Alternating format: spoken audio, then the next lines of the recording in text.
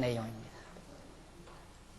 3장과 4장이 번역 내용인데 우선 3장 1절로 3절에 보면 그 밑에 솔로몬이 애굽 바로 왕의 딸을 취하고 산당에서 제사를 하죠. 자, 솔로몬이 애굽 왕 바로로 더불어 인연을 맺어 그 딸을 취하고 데려다가 다윗성에 두고 자기의 궁과 여호와의 전과 예루살렘 주위의 성이 피력되기를 기다리니라. 그때까지 여호와의 이름을 위하여 전을 아직 건축하지 아니하였으므로 백성들이 산당에서 제사하며 솔로몬이 여호와를 사랑하고 그 붙인 다윗의 법도를 행하되 오히려 산당에서 제사하며 분향하더라.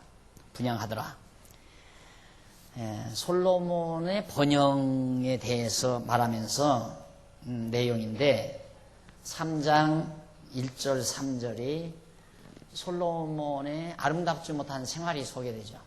우선 애굽 왕 바로와 인연을 맺었다는 것도 문제가 되죠.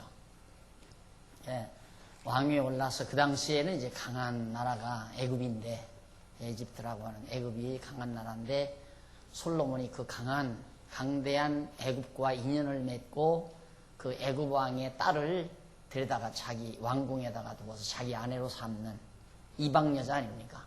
그게 모세의 율법 범하는 거죠. 이방 여자를 아내로 맞아들이지 못하도록 모세의 율법이 규정하고 있고, 또 산당 제사를 드리면 안 되는데 그때까지 백성들도 산당 제사를 드리고 솔로몬도 산당 제사를 드렸다라는 내용이 3절까지 소개됩니다. 이런 이쪽 21페이지 위에서 10번째 줄, 위에서 9번째, 21페이지 2121페이지 위에서 9번째 줄 앞에 보면은 그래서 그 당시 백성들이 산당 제사를 하였고 솔로몬이 여호와를 사랑하고 그 붙인 다윗의 법도를 행하지만 오히려 산당에서 제사하며 분향하였다. 이때는 아직 성전이 건축되지 않아서 성막과 번제단은 기브온에 있고 여호와의 이름을 두신 언약궤는 예루살렘에 있었다. 그래서 백성과 솔로몬 왕이 산당에서 제사를 드린 것이다. 결국 아직 지금 하나님께서 번영하게 해서 이제 하나님 섬기게 하실 거거든요. 그런데 번영하게 하시는데 어떻게 번영하게? 이방 여자 데려다가 아내로 삼고, 그리고 해서는 안 되는 이방 민족처럼 산당에서 제사를 드리는데도 하나님께서 번영하게 하신다.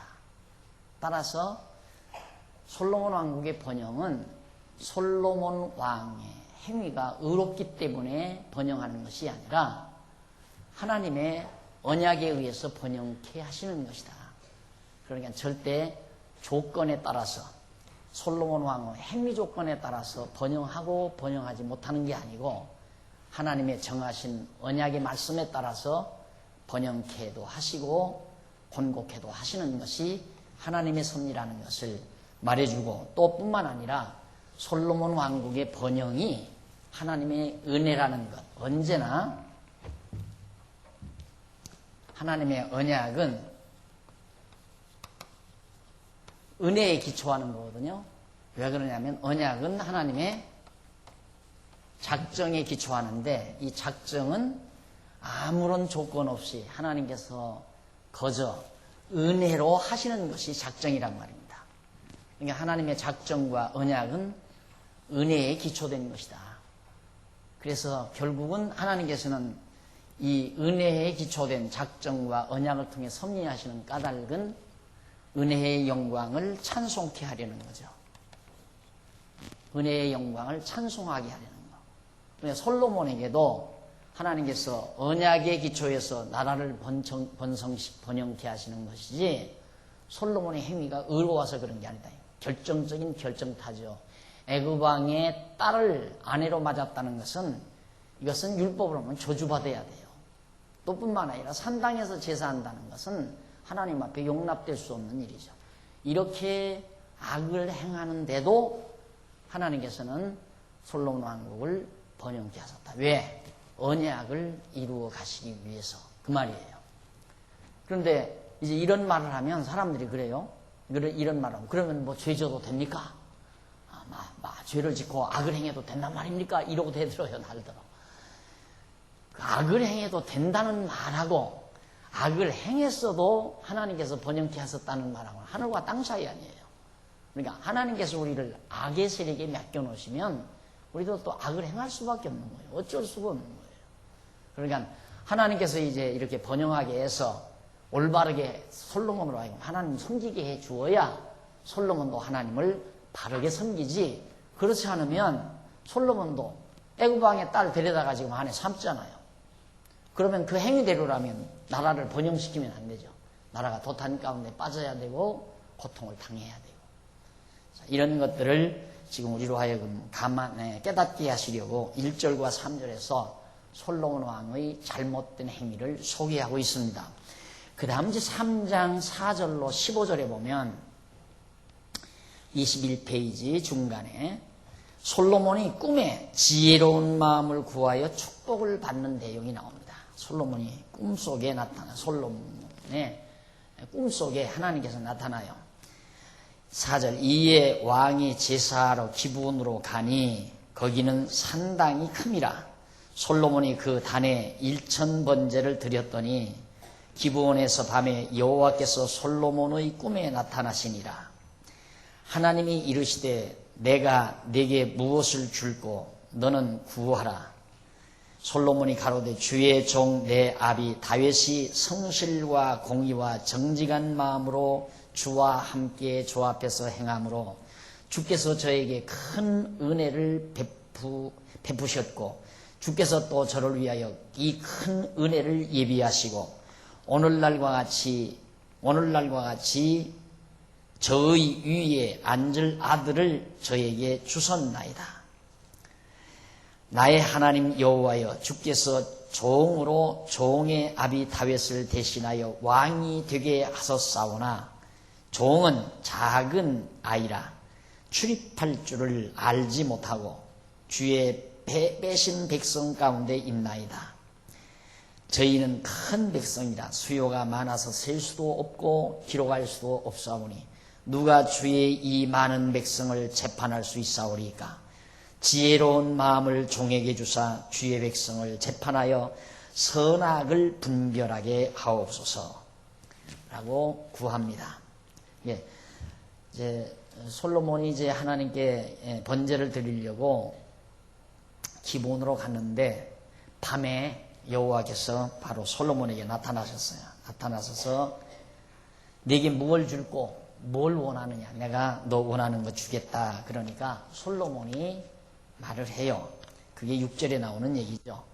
주의 종 내 아비 다윗이 성실과 공의와 정직한 마음으로 주와 함께 주의 앞에서 행했다라는 말을 합니다. 그런데 그런 말을 하면서 주와 함께 주의 앞에서 행함으로 주께서 저에게 큰 은혜를 베푸셨고 주께서 또 저를 위하여 이 큰 은혜를 예비하셨다. 그러니까 다윗 왕 시대에도 다윗에게 큰 은혜를 베풀어 주셨는데 또 다윗을 위해서 이 큰 은혜로 다 예비해 놓으셨다. 그러니까 그 말은 솔로몬 자기 당대에 되어질 일도 하나님께서 다 준비해 놓으셨다. 그 말이에요.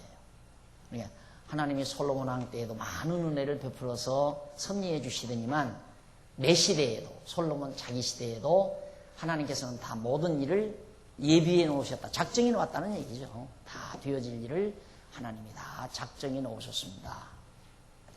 그런데 이 큰 은혜를 예비하시고 오늘날과 같이 저 위에 앉을 아들을 저희에게 주셨습니다. 저에게 주셨나이다. 그 다윗에게 주셨나이다. 자기와 같은 아들을. 그러면서 나의 하나님 여호와여 7절 구하는 내용이에요. 하나님께서 이 많은 백성을 다스리라고 나를 왕으로 세워주셨는데 나는 아이입니다. 아직 어립니다. 그래서 출입할 줄을 모른다는 말은 백성들을 어떻게 잘 다스릴 줄 모른다 이 말이에요. 옳게 바르게 다스리기를 내가 다스려보지도 못했고 그것도 잘 알지를 못합니다. 그러니 하나님이여 주의 빼신 막 백성 주님께서 선택한 애굽에서 뽑아온 애굽에서 선택해서 불러들여온 또 선택된 이 백성 가운데 내가 있사오니 저는 저 백성은 숫자가 굉장히 많습니다. 그러니 나 혼자서 어떻게 이 백성을 다스립니까? 그러하오니 이 백성을 하나님의 뜻대로 잘 다스릴 수 있도록 그래서 백성들이 선악간 하나님의 뜻을 분별할 수 있는 백성으로 다스려가도록 나에게 지혜를 주십시오. 그 말이에요. 그래서 지혜로운 마음을 종에게 주사 주의 백성을 재판하여 선악을 분별하게 하옵소서. 선악 분별. 자, 사실은 에덴 동산에서는 하나님께서 선악을 알지 못하게 하셨어요. 선악을 알지 못하게 하셨는데 이제는 선악을 분별할 수 있어야 돼요. 지금은 타락한 우리는 선악을 분별할 수 있는 지혜를 하나님께서 우리에게 주셔야 된다 이 말이죠. 에덴 동산에서는 선악을 알지 못하게 분별할지도 모르고 선악을 모르도록 하나님께서 그렇게 창조해 놓으셨는데 선악을 알므로 결국 타락을 한 거죠. 그 차이가 어떻게 있는가?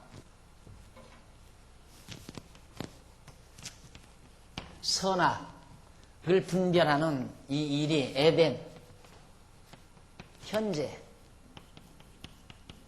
이건 타락 전이고 타락 후지요. 이건 전, 후. 예. 선악을 에덴 동산에서는 알지 못하게, 전혀 모르도록, 현재에는 알아야 돼요. 이걸 알도록, 선악을 분별하도록. 왜냐하면 에덴 동산에서는 타락되기 전 선악을 알면 하나님의 형상대로 지어놓은 인간이 선악을 안다는 것은 하나님과 같이 된다는 얘기예요. 창세기에도 나오잖아요.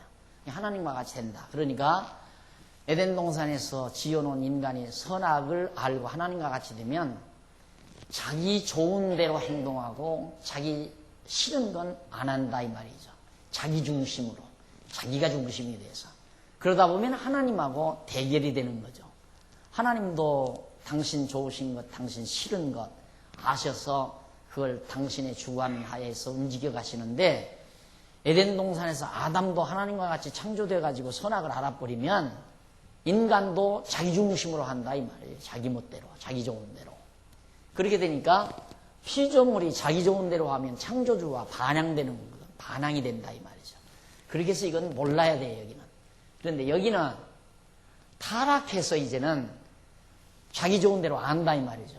자기 좋은 대로 선악을 아는 것은 몰라야 하지만은 이제는 선악을 안다는 말은 현재에는 하나님 중심으로 선악을 알아야 된다. 하나님이 좋아하시는 것이 무엇이고 하나님이 싫어하시는 것이 무엇인지를 알게 하는 그 선악을 분별케 해달라. 그 얘기입니다. 그러니까 이제 내 중심으로 나 좋은 대로 나 나쁜 대로가 아니라 하나님 중심으로 좋으신 것과 싫어하시는 것과 좋아하시는 것을 분별할 수 있게 해달라. 그런 뜻이에요. 그래서 10절에 보면 솔로몬이 이것을 구하며 그 말씀이 주의 마음에 맞은지라. 하나님의 마음에 맞았어요. 이에 하나님이 저에게 이르시되 네가 이것을 구하도다. 자기를 위하여 수도 장수 오래 사는 것도 구하지 아니하며 부한 것 돈 많은 것도 구하지 아니하며 자기의 원수 자기의 대적들 원수들의 생명을 멸해달라는 것도 구하지 아니하고 오직 송사를 듣고 분별하는 지혜를 구하였은즉 백성들을 선악은 분별할 수 있게 지도할 수 있도록 지혜를 달라. 솔로몬 자기에게 지혜를 달라.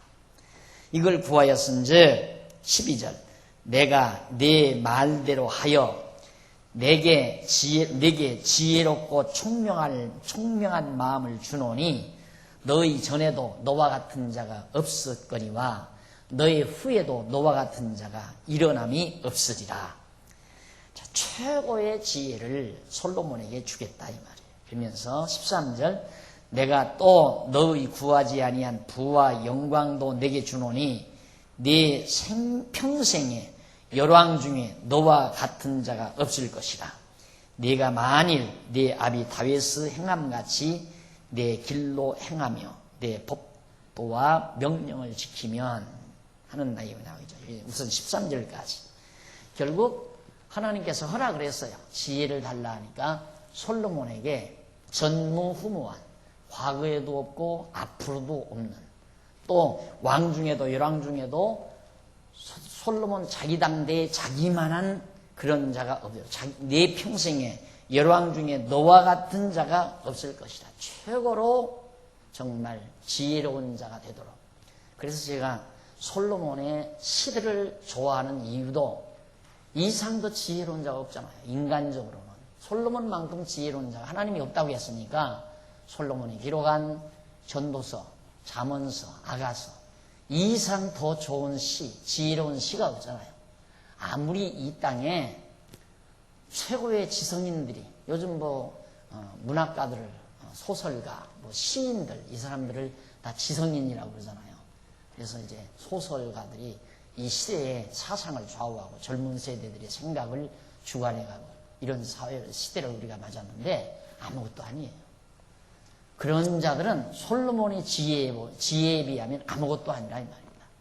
이게 표준을 그냥 딱 정하면 돼요. 솔로몬의 지혜, 즉 잠언, 전도, 아가서, 그걸 가능만 하면 자주자주 읽고 또 음미하고 그 뜻을 되새기고 그러면 됩니다. 그 지혜를 내가 같이 얻는 거 아니에요? 솔로몬의 지혜 속에서 나온 그의 시를 우리가 감상할 수 있다면 참으로 지혜로운 거죠. 그래서 전도서, 잠언서, 아가서가 매우 중요합니다. 그런데 이 전도서는 이제 이 세상을 살아가는 지혜예요. 이 세상을 살아가는, 그러니까 나라를 다스려가는 지혜, 인간관계, 모든 이 세상에서 살아가는 지혜가 잠언서에 나와요. 잠언서, 전도서가 아니라 잠언서. 그리고 이제 전도서는 이 세상에서 가장 소중한 게 무엇인가에 대한 시예요. 세상에서 가장, 이 세상에 여러 가지 복잡다단한 세상에서 살아가는 지혜를 우리가 잠언서에서 얻는다면 이 세상에서 가장 소중한 게 무엇인가에 대한 진리는 우리가 바로 하나님 중심으로 여호와 경외하는 거라는 거. 그게 이제 바로 뭐냐면 전도서에서 나오는 거예요. 하나님을 중심으로 했을 때 하나님 경외하는 것이 가장 소중하다. 그 다음 또 우리 인간 중심으로, 물론 하나님 안에서 내 중심으로 가장 소중한 것을 노래하는 것이 바로 아가서예요. 아가서. 그래서 우리 아가서라고 하는 것은 우리가 교회 생활, 하나님의 백성으로 살아갈 때에 오히려 하나님을 사랑하고 이웃을 내 몸과 같이 사랑하는 그 사랑이 바로 가장 아름답고 최고의 가치가 있는 것이라는 것이 아가서의 결론입니다. 그게 지혜자 솔로몬에게서 나온 놀라운 진리란 말이죠.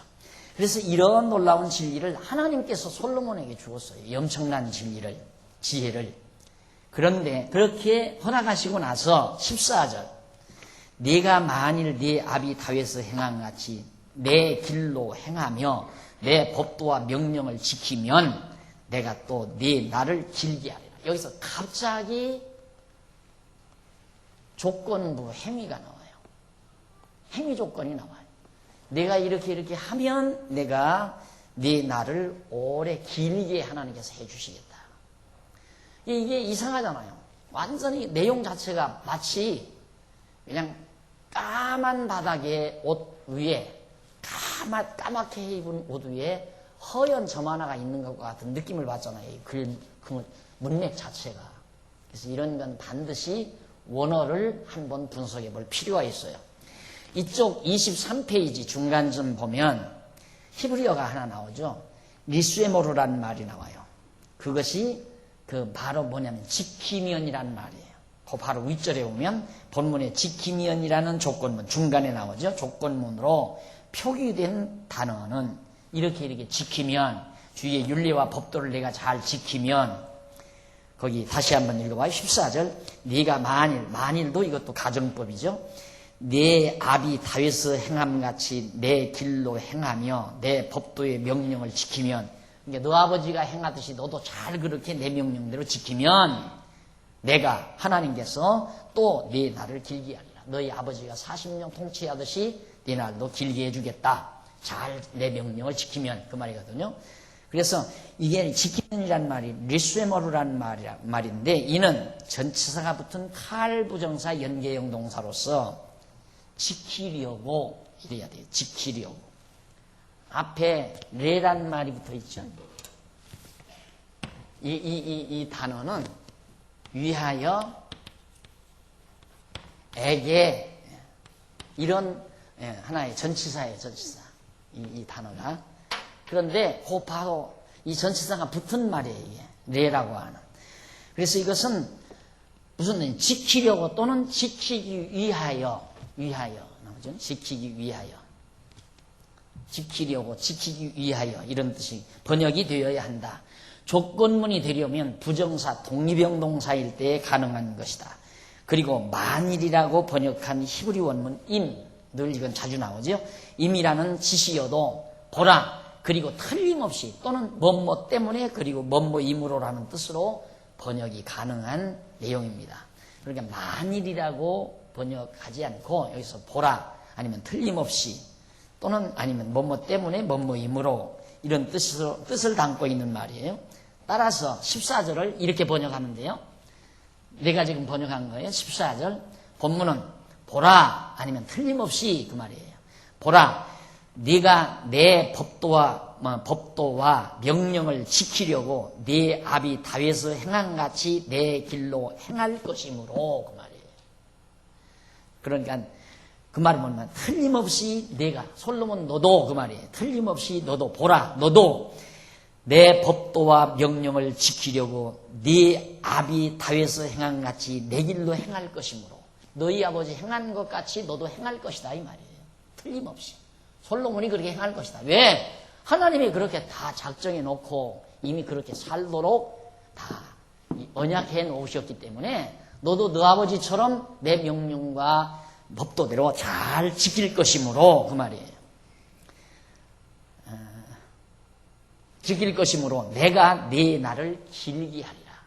그렇게 너 지킬 것이므로 내가 네 날을 길게 해주겠다 그 말이에요. 그러니까 지키면 그렇게 해준다는 것이 아니라 너 그렇게 지켜나간다.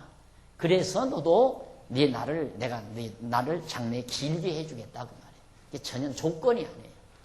완전히 솔로몬이 하나님의 말씀대로 다 순종하며 살면 길게 해주고 순종하지 않으면 짧게 해주고 그런 말이 아니라 하나님께서 하시는 말씀은 너 아버지처럼 너도 하나님의 말씀대로 순종하며 잘 산다.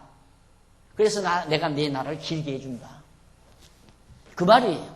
그러니까 정하신 뜻대로 다 해주시겠다는 내용으로 그렇게 되어진 것을 우리말 번역자들이 이런 어감을 잘 모르잖아요. 성경 전체를 모르니까. 그러니까 조건문도 아닌 걸 조건문으로 만들어서 억지로 번역을 해놓은 것을 우리들은 그대로 읽고 봐라. 네가 만일 네 아버지 행함같이 내 길로 행하며 내 법도와 명령을 지키면 길게 해준다고 하지 않았냐. 하나님 말씀대로 잘 살면 오래오래 형통하게 잘 살게 만들어주고 안 그러면 너 짧게 해서 망하게 하겠다. 그런 말로 성경을 오해한다 이 말이에요.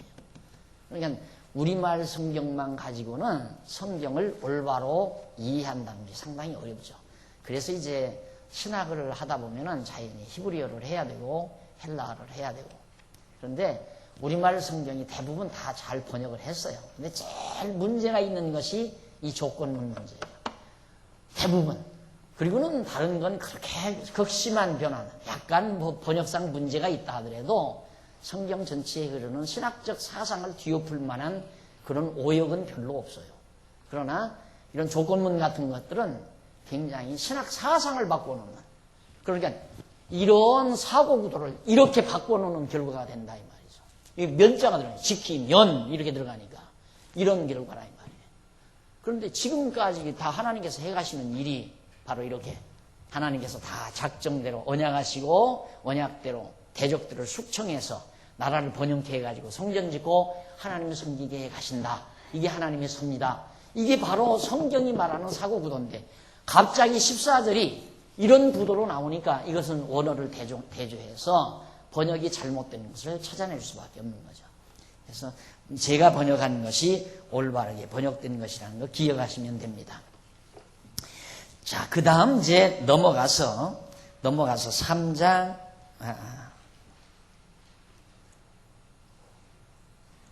15절 마저 읽고 15절.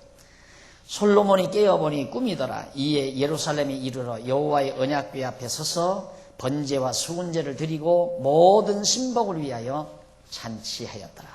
솔로몬이 신바람 났죠.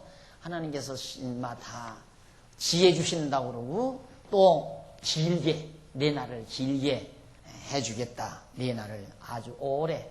그러니까 솔로몬이 오래도록 왕위의 자리에 앉아서 나라를 통치하도록 해주겠다는 언약을 하나님께로 받았으니까 얼마나 기분 좋은 일입니까? 그래서 잔치를 베풀었다. 그리고 넘어가서 16절로 28절에 보면 솔로몬이 두 창기의 아들에 대한 재판을 지혜롭게 재판을 합니다. 재판을 지혜롭게 하죠. 아들에 대한 재판을 아주 지혜롭게 해가는 이 유명한 재판 아니에요? 16절 때에 창기 두 계집이 왕에게 와서 그 앞에 서며 17절 한 계집은 말하되 내 주여 나와 이 계집이 한 집에서 사는데 내가 저와 함께 집에 있으며 아이를 낳았더니 나의 해산한 지 3일에 저 이 계집도 해산하고 우리가 함께 있었고 우리 둘 외에는 집에 다른 사람이 없었나이다. 그런데 밤에 저 계집이 이 아들 위에 누움으로 그 아들이 죽으니 저가 밤중에 일어나서 계집종 나에 잠든 사이에 내 아들을 내 곁에서 가져다가 자기의 품에 누이고 자기의 죽은 아들을 내 품에 누였나이다.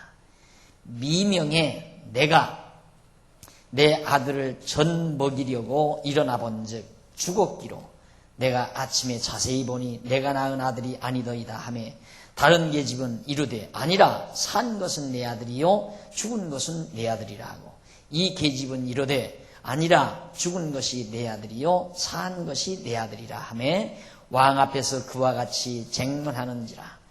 23절 왕이 가로되 이는 말하기를 산 것은 내 아들이요 죽은 것은 내 아들이라 하고 저는 말하기를 죽은 것이 내 아들이요 산 것은 내 아들이라 하는도다 하고 또 가로되 칼을 내게로 가져오라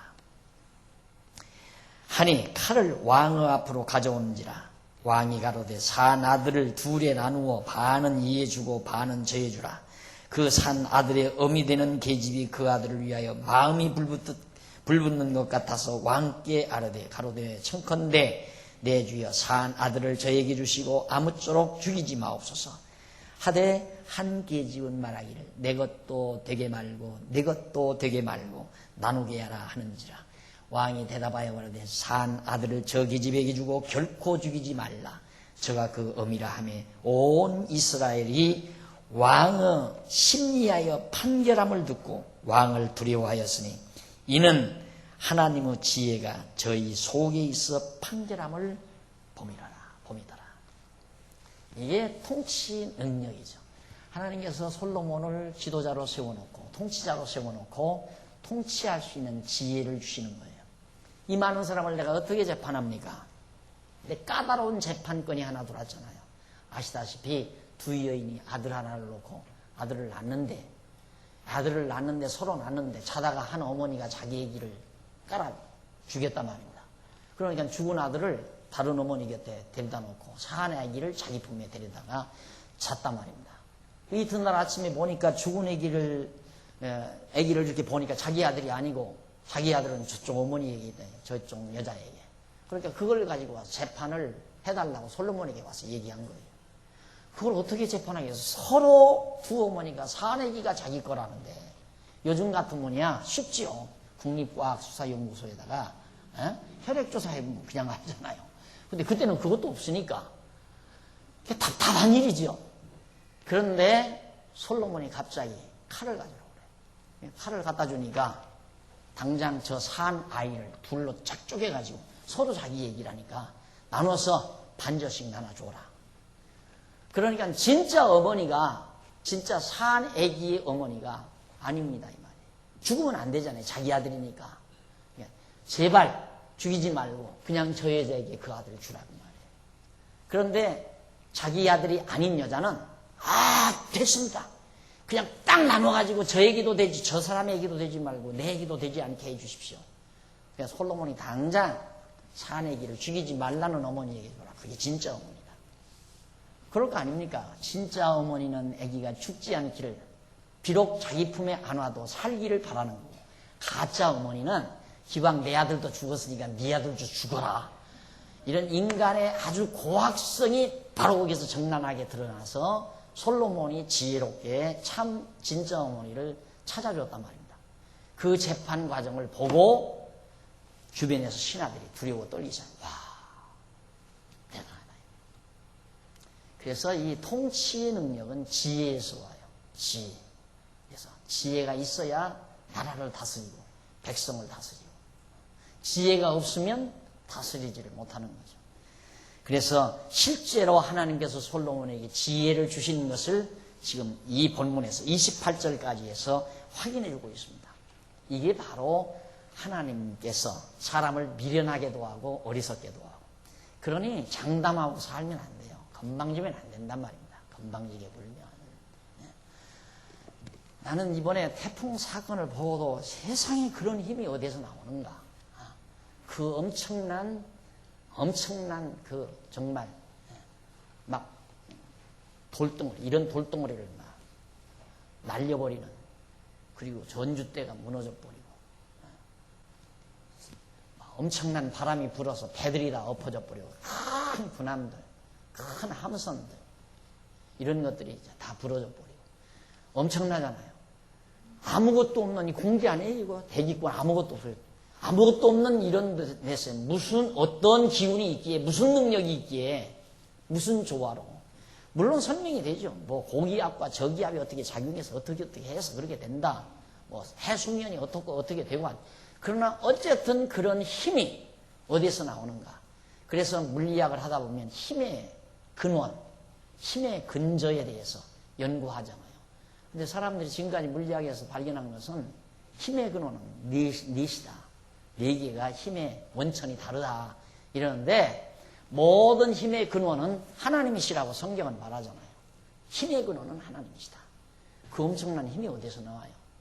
하나님의 숨결이라고 생각하면 돼요. 하나님의 숨결. 아까 내가 농담 삼아서 여봐, 누가 저렇게 태풍을 불었는지 알게 하냐, 누가 배가 방 안으로 들어오게 만들어 놨는지 너 아느냐라고 요백이 하나님이 물을 수 있다는 얘기죠. 바다에 있는 배가, 바다에 있어야 될 배가 왜 남의 안방으로 쳐들어오느냐 이 말이에요. 배가. 그걸 누가 그렇게 하는가? 하나님의 능력, 그런 것들을 우리가 살면서도 보아나가지만은 하나님께서 우리를 미련하게 하시면 하루아침에 끝나요. 하루아침에. 우리를 지혜롭게 해서 지혜로 삶을 대처하고 생활 속에서 지혜를 활용하게 해야 우리가 살아가는 거지, 하나님께서 우리 미련하게 만들어버리고 어둡게 만들어버리면 하루아침에 끝나는 거예요. 우리 인간이라는 게. 그래서 하나님은 우리에게 지혜도 주시고 미련하게도 하시고 지혜롭게도 하시는 능력이 하나님의 손에 달려있음을 다시 한번 우리가 확인하게 됩니다. 자, 이러한 지혜는 2126페이지 위에서 세 번째 줄 앞부분에 보시면, 이는 하나님의 지혜가 솔로몬 왕 속에 있어 판결하는 것을 보았기 때문이다. 왜 사람들이 그렇게 왕을 두려워했느냐? 지혜로 판결함을 보고 두려워했는데 여호와께서 솔로몬에게 주시기로 언약하신 지혜를 그에게 주시는 것이다. 이러한 솔로몬의 지혜는 하나님의 지혜이신 예수 그리스도에 대한 예표로서의 모형과 그림자이다. 고린도전서 1장 24절에 보면 예수 그리스도가 하나님의 지혜다라고 말하잖아요. 우리가 예수 그리스도, 지혜이신 예수 그리스도의 지체가 된다는 것은 얼마나 영광스러운 일입니까? 지혜로운 왕, 지혜로운 솔로몬 왕의 다스림을 받는 백성들도 행복한 일이지만은 그보다도 하나님의 지혜이신 그리스도의 통치를 받는 우리의 삶이 얼마나 더 아름다운 삶인가를 쉽게 짐작할 수가 있습니다. 자, 계속해서 4장 1절로 6절에 보면 솔로몬 왕의 모든 신하들에 대한 직위와 명단을 쫙 소개합니다. 솔로몬 왕이 온 이스라엘 왕이 되었고 그의 신하들은 이러하니라. 사독의 아들 아사리야는 제사장이요 시사의 아들 엘리호엘과 아이야는 서기관이요 아일루스 아들 여호사밧은 사관이요 여호야다의 아들 분하야는 군대장관이요 사독과 아비아들은 제사장이요 나단의 아들 아시리야는 관리장이요 나단의 아들 사붓은 대신이니 왕의 벗이요 아이살은 국내 대신이요 압다의 아들 아돈이라면 감역관이더라. 자, 이런 내용이 왜 소개되는가? 솔로몬의 왕국이 견고하게, 솔로몬의 나라가 아주 견고하게 짜여진다 이 말이에요. 조각이 이루어진다. 조직이 잘 짜여진다 이 말이에요. 나라가 견고하다는 증거를 우리에게 보여주고 있는 겁니다. 이게 다 하나님께서 인재들을 주어서 견고하게 만들어가는 거죠. 인재가 없으면 어떻게 각 장관을 세우고 대신들을 세우고 간역관을 세우고 어떻게 조각을 하겠습니까? 내가 누구가 아무리 대통령이 된다 할지라도 주변에 사람이 없으면 장관을 형편없는 사람 쓰다가 보면 나라 망하잖아요. 인재가 풍부해서 좋은 인재들을 등용해가지고 조각을 이루고 내각을 잘 짜놨을 때 나라 살림살이를 견고하게 잘 해나가듯이 솔로몬의 나라가 이렇게 아주 튼튼하게 잘 조각이 이루어지게 하셨다. 하나님께서 지혜로 주셔서 그 지혜로 하나님 다윗 왕가를 잘 조직했다는 것을 확인시키는 것이 1절로 6절 사이에 나오고 있습니다.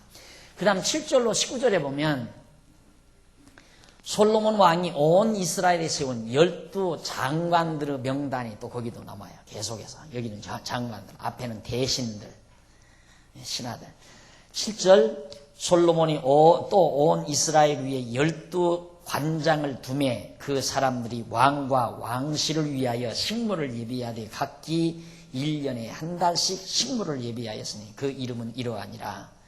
에브라임 산지에는 베투리요 마가스와 사알빔과 베스메스와 엘론 벳 하난에는 벤데겔이요. 아니 그냥 그렇게 지나가죠. 지금 입이 어두워져 가지고 말을 오래 하다 보니까 잘 안 돌아가요.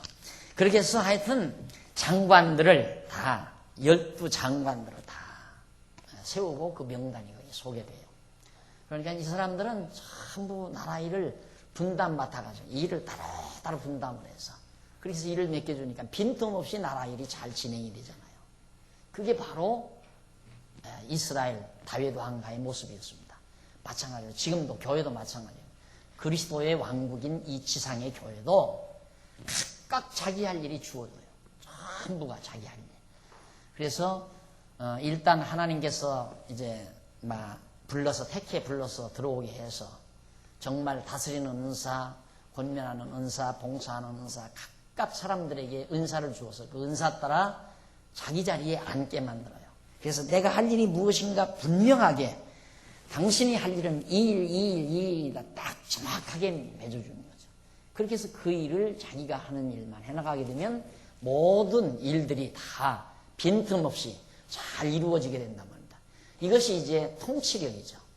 그러니까 예를 들면 각 속회, 여정도회나 남전도회 하나를 운영하더라도 내가 회장이 됐다 했을 때는 분명하게 각 서기는 서기일, 회계는 회계일, 각 부장은 부장일 정확하게 한계를 지어줘서 자기 할 일 정확하게 할 수 있는 사람을 그 자리에 앉혀놔야 회의가 아름다워지는 거란 말입니다. 친교부장 맡겨놨는데 회원들끼리 싸움하고 회원들끼리 불화하는데도 전혀 관심도 없고 어떻게 친교를 이루도록 화목시킬 그런 지혜도 없고 행동도 안 한다면 회는 완전히 망하는 거예요. 그러니까 회장이 되면 벌써 임원들과 회계서기와 같이 앉아서 조각을 하잖아요. 누구를 전도부장 시킬까?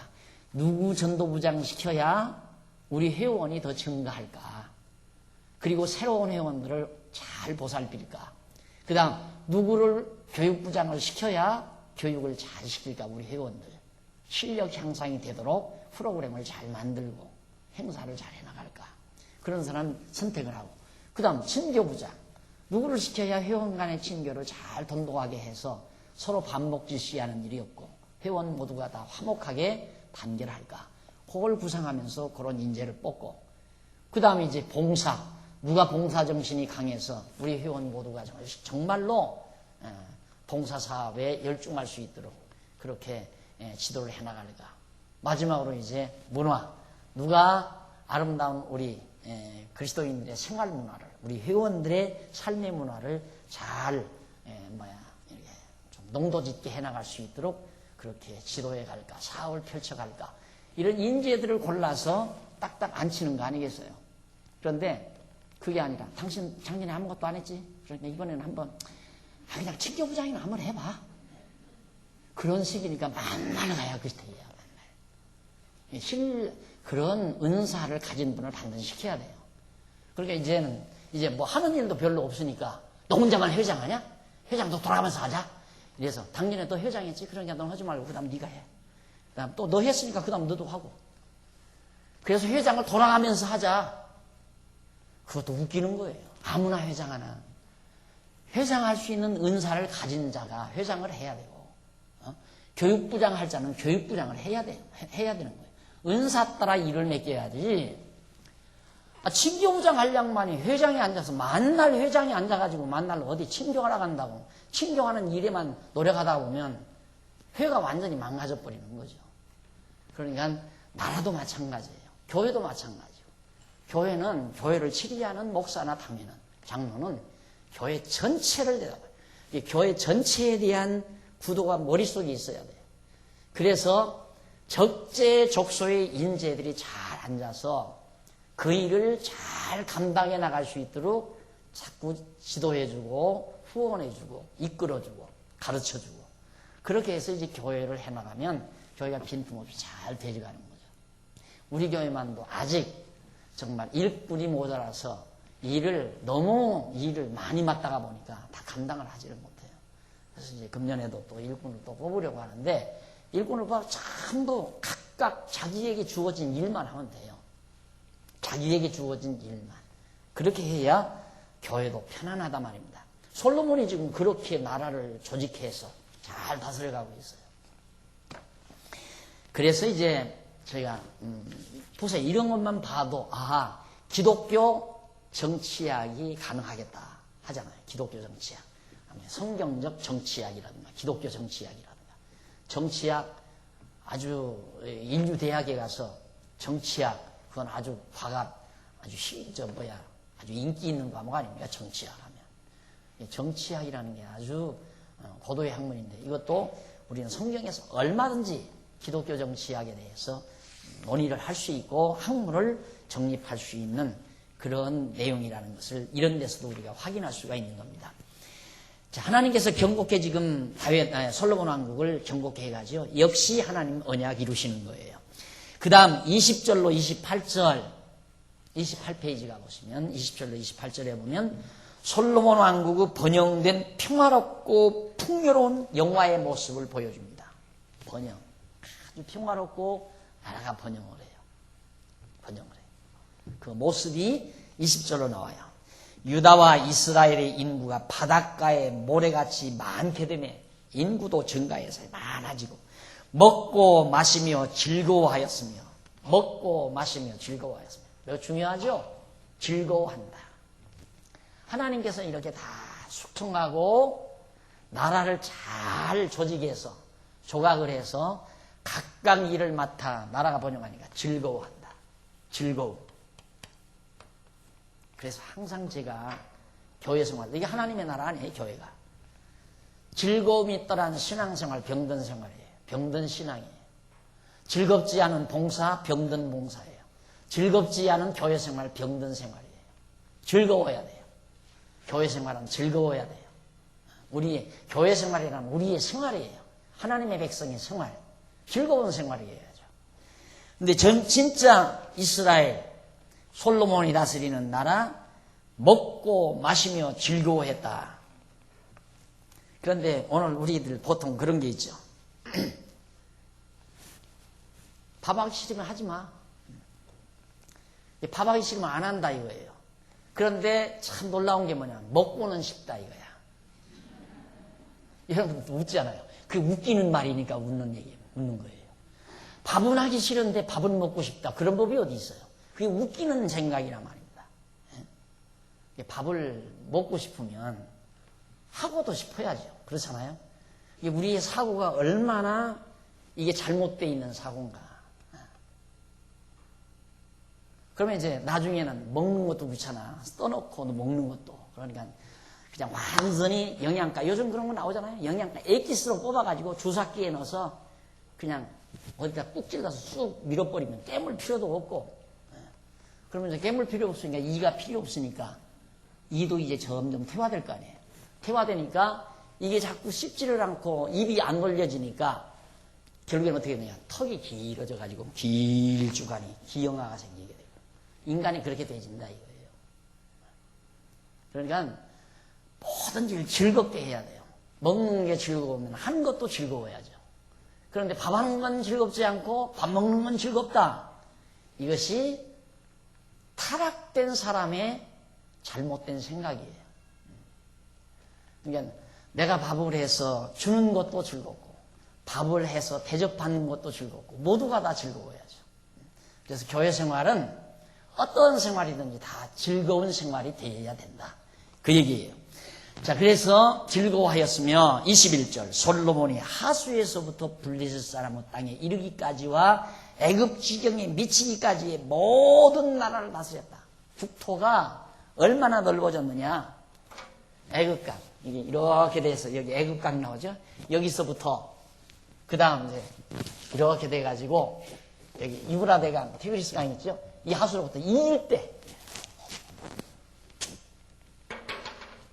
엄청나게 하나님께서 아브라함에게 언약하신 땅 그대로 솔로몬 왕 때 국토도 완전히 그렇게 넓어졌고 백성의 수도 많아지고 그리고 백성들이 모두가 즐겁게 그렇게 살아가면서 그게 나라 잘 다스리는 솔로몬의 통치 안에 이게 솔로몬이 다스린 게 아니라 하나님께서 솔로몬에게 그런 지혜를 주어서 백성으로 하여금 번영하게 만들고 즐겁게 했다 이 말이에요. 그러니까 하나님이 즐겁게 하는 거예요. 그러니까 성도들이 즐겁게 교회 생활하면 교회 정치 잘하는 거예요. 참 잘하는 거예요. 그래서 제가 정치를 교회 정치를 원리를 어디다 두면 즐겁지 않으면 하지 말라는 거예요. 하기 싫으면 하지 말라. 즐겁지 않으면. 제발 좀 밥하기 싫으면 먹지도 않았으면 좋겠어. 성경이 있잖아요.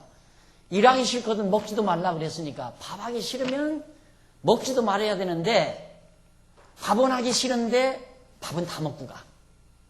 참 재미나요. 그래서 이제 언제쯤 가면 밥하기 싫으면 먹지도 말아라 하고 고함 한번 또 치려고 그래요. 밥은 안 해. 생각나요. 내가 보면 한 번도 복에 들어가서 밥하는 걸 못 보는데 밥은 열심히 잘 먹더라고요. 또 아이고 저 밥에 저렇게 밥이 편안하게 들어갈까. 이제 염치가 생기면 사람이 염치가 없으면 그렇게 되거든요. 내가 밥을 안 해도 밥이 잘 들어가는 건 염치가 없다는 얘기예요. 근데 진리를 깨닫게 되면 염치가 없어지는 게 아니라 염치가 생겨요.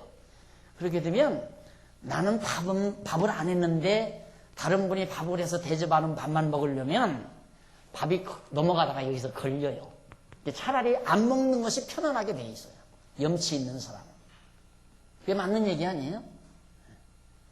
그래서 교회 생활은 즐겁게 해라. 밥도 즐겁게 먹어라.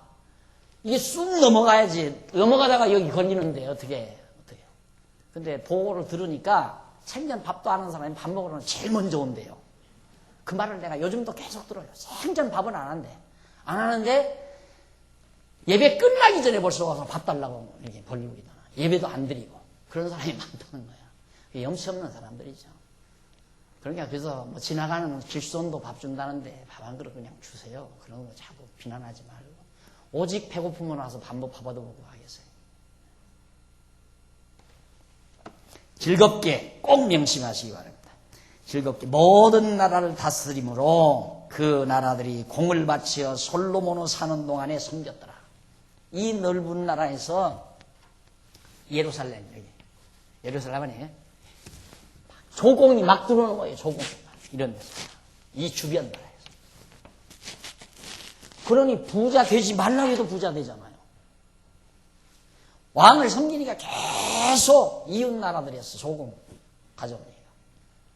하나님께서 부 준다고 약속했잖아요. 내가 부도 구하지 아니하고 수도 구하지 아니하고 장수하는 것도 구하지 아니하고 대정멸하는 것도 구하지 아니하고 지혜를 구했으니 내가 지혜는 물론 주거니와 부와 영화도 내게 주겠다.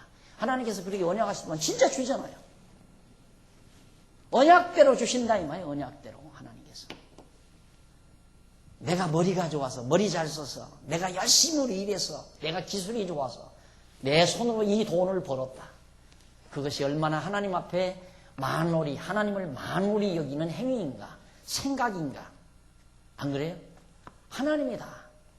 솔로몬을 이렇게 부유하게 만드시는 하나님. 그래서 얼마가 들어왔느냐 하면 22절 보세요.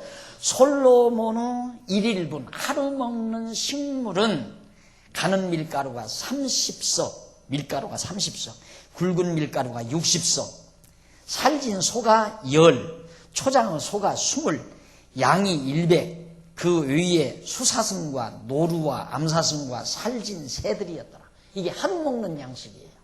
어디서? 솔로몬 왕궁 안에서. 그러니까 얼마나 먼 차이. 지금 이런 왕국이 있어요? 없잖아요. 지금 이런 왕국 아무리 큰 나라도 중국 왕실도 안 그래요. 중국 왕실도. 미국 대통령 백악관도 이렇게는 못 먹어요. 이렇게 엄청난 식량을 들여서 하루에 그렇게 먹었다 이 말이에요. 24절 솔로몬이 하수 2편을 딥사에서부터 가사까지 모두 다스림으로 하수 2편 여기서부터 가사까지 블레셋 여기 가사까지 쫙 다.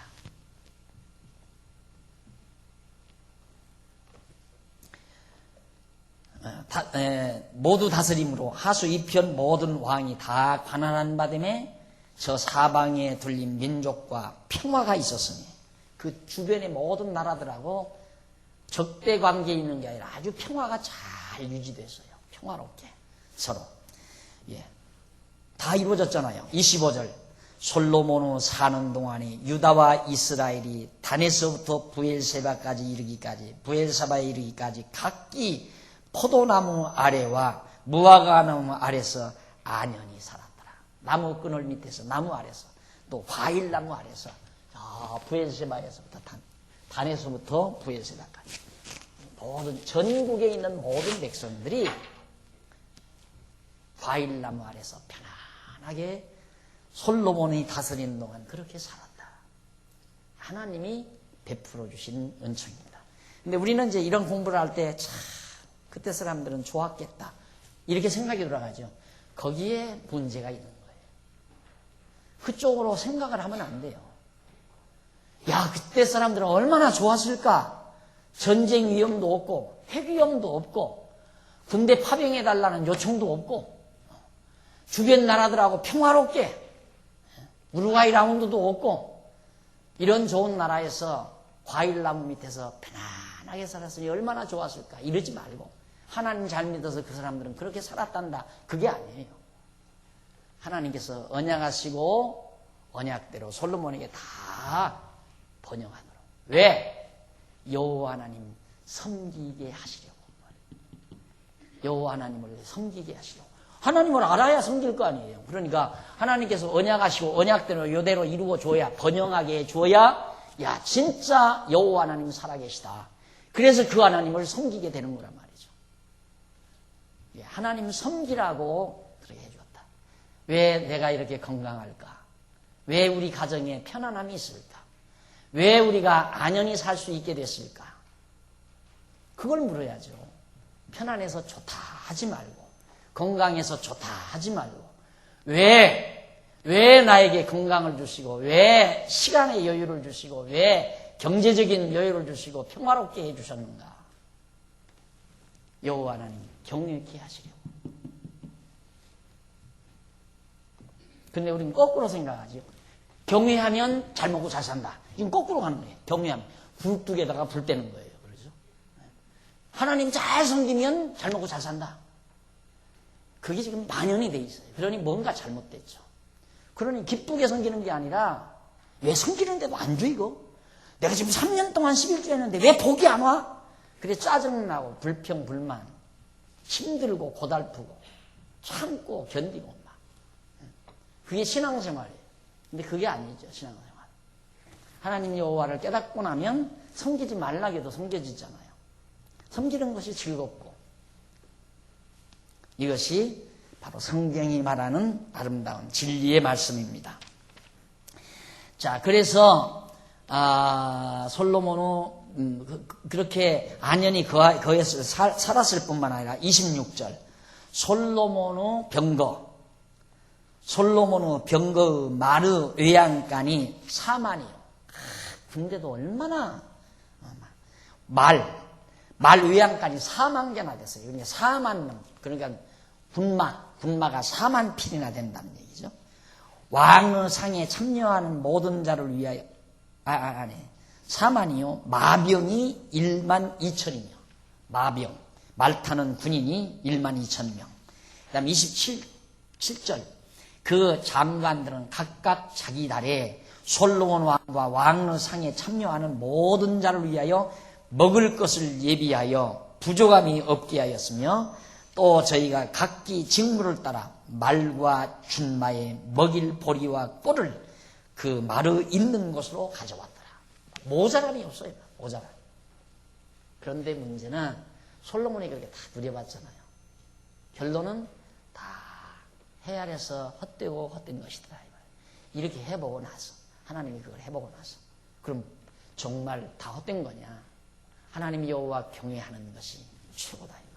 여호와라는 걸 경외하는 것이. 그러니까 하나님 경외하는 것이 없다면 잘 먹고 잘 사는 것도 다 헛것이고 부귀와 영화를 누리는 것도 다 헛거더라 그 말이에요. 솔로몬.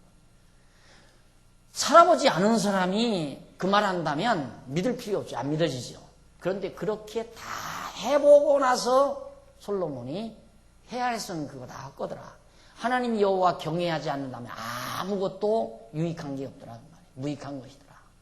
그러니 오늘 우리가 하나님 여호와를 경외하고 산다는 것이 얼마나 가치로운 건가를 솔로몬이 너무도 우리에게 잘 가르쳐 준 거죠. 이렇게 엄청나게 부와 영화를 누려도 그것도 무익한 거더라 이 말이에요. 하나님 여호와 경외하지 않는다면. 그러니까 아까 말씀드렸잖아요. 부와 영화를 누리는데 관심을 두지 말고 그렇게 부와 영화를 누리게 하신 여호와 하나님께 관심을 두는 것이 지혜다 그 말이에요. 그래서 여호와를 경외하는 것이 지혜의 근본이다 라고 전도서에서 솔로몬이 밝히는 이유가 거기 있습니다. 그 다음 이제 넘어가서 29절로부터 34절까지 솔로몬 왕이 남긴 지혜로운 업적들과 그 떨친 명성, 솔로몬이 얼마나 높은 명성을 하나님이 솔로몬에게 지혜와 총명을 심히 많이 주시고 또 넓은 마음을 주시되 바닷가에 모래같이 하시니 솔로몬의 지혜가 동양 모든 사람의 지혜와 애굽의 모든 지혜보다 뛰어난지라. 저는 모든 사람보다 지혜로워서 예스라 사람 예단과 마우로 아들 헤만과 갈골과 다르다보다 나음으로 그 이름이 사방 모든 나라에 들렸더라. 저가 잠언 3천을 말하였고 잠언 여기 나오잖아요. 3,000개의 잠언 그 노래는 1,005이며 저가 또 초목을 논하되 레바논 백향목으로부터 담에 나는 우슬초까지 하고 저가 또 짐승과 새와 기어다니는 것과 물고기를 논한지라. 모든 민족 중에서 솔로몬의 지혜의 소문을 들은 천하 모든 왕 중에서 그의 지혜를 들으러 왔더라. 동양의 모든 지인들보다 솔로몬이 우월했다고 말해요. 그러니까 지금 동양 사상 아무것도 아니에요. 지난번에 고대 전 교수였던 그 머리 빡빡 깎으신 분 있잖아요. 잘난 척 아무리 하지만은 그 동양 사상이에요. 이건 동양 사상. 솔로몬의 지혜에 감히 접근할 수 없는 거란 말입니다.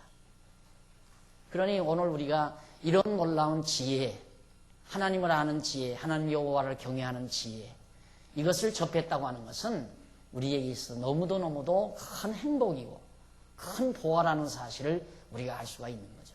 어느 사상, 우리 이 땅에서의 사상이라고 하는 건 동양 사상, 서양 사상 아니에요. 이 서양 사상은 서양 사상은 사실 기독교 사상으로 출발을 했죠. 출발을 했는데 이게 이제 중간에 인본주의 사상에 의해서 완전히 망가뜨려 버린 거고, 그러니까 현재 우리가 현대 사상이라고 하는 거, 서양 사상이라고 하는 거, 이것은 망할 놈의 사상이에요. 이건 애당초. 그건 이제 변형된 기독교 사상이 인본주의로 변형된 사상이니까 이건 뿌리 없는 사상이란 말입니다. 그러나 솔로몬 당시에 또 하나의 지인이 있다면 동양 사상인데, 여기 동양인들, 이 동쪽으로 동양 사람들이 가지는 사상이었는데, 그런 데서 이제 소위 뭐 유교 사상도 나오고 불교 사상도 나오고 그런 거거든요. 그런 것들이 동양 사상이라는 게 인도의 뭐 그 선사상, 인도의 그 도술 사상 있잖아요. 그런 것들이 다 동양 사상이에요. 근데 그건 아무것도 아니라 이거예요. 솔로몬의 지혜에 비하면 아무것도 아니다. 비교할 수 없다. 그러니까 최고의 지성, 최고의 지혜, 이것이 솔로몬이 가졌던 하나님을 여호와로 아는 지혜로부터 출발하는 이 사상을 무엇으로 당해냅니까? 아무것으로 당해낼 수가 없죠. 예, 지금 뭐 천하없는 여러 사상들, 여러 가지 철학 사상들이 나오지만은 성경 사상, 기독교 사상, 이 성경 사상을 능가할 사상이 없어요. 다 삼켜버리잖아요. 모두 다 삼킨다 이 말이에요. 일반 동양 사상으로도 해결 못하는 건 기독교 사상을 깨끗하게 정리하잖아요. 서구 사상, 지금 타락된 인본주의 사상이 해결 못하는 것도 성경에 기록된 바로 사상은 그 모든 것들을 삼키고 남는다 이 말이에요. 이렇게 해서 결국 그 뒤로 각 나라에서 솔로몬의 이 지혜의 말을 들어보려고 딱 모여들은 거예요. 하나. 그래서 이제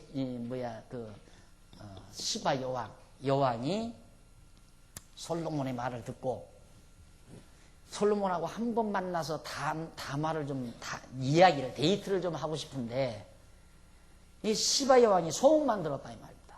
그래서 보물을 한가득 싣고 찾아갔어요.